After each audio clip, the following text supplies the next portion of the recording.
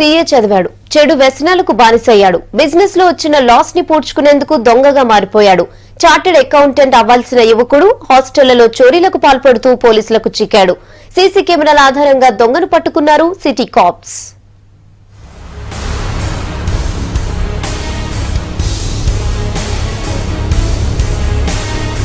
ఇక్కడ కనిపిస్తున్న ఇతని పేరు కోట విజయ్ కృష్ణ.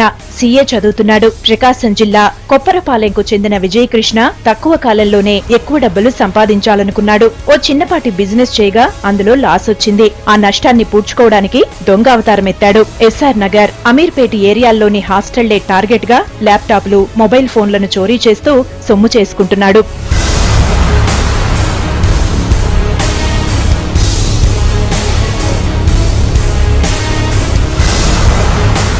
హాస్టల్స్ లో ఫోన్లు, ల్యాప్టాప్లు మాయమవుతుండటంతో విద్యార్థులు పోలీసులకు కంప్లైంట్ చేశారు. దీంతో రంగంలోకి దిగిన ఎస్ఆర్ నగర్ పోలీసులు సీసీ ఫుటేజ్ ఆధారంగా చోరీలు చేస్తున్న విజయ్ కృష్ణను అరెస్ట్ చేశారు. ఇతని నుంచి 9 ల్యాప్టాప్లు, 4 మొబైల్ ఫోన్లు స్వాధీనం చేసుకున్నారు. Kota Vijay Krishna alias Vijay chartered accounts చదువుకున్నాడు. డిస్కంటిన్యూ అయింది, అన్ఎంప్లాయ్మెంట్, కొన్ని బిజినెస్ చేసి నష్టపోయినాడు. ఎస్ఆర్ నగర్ బాలాజీ హాస్టల్లో ఒక ల్యాప్టాప్ దొంగతనం జరిగింది. దాంట్లో మేము ఆ హాస్టల్లో ఉన్న సీసీటీవీ ఫుటేజ్ రికార్డ్ చేస్తే, వెరిఫై చేస్తే సీసీటీవీ ఫుటేజ్ వచ్చింది.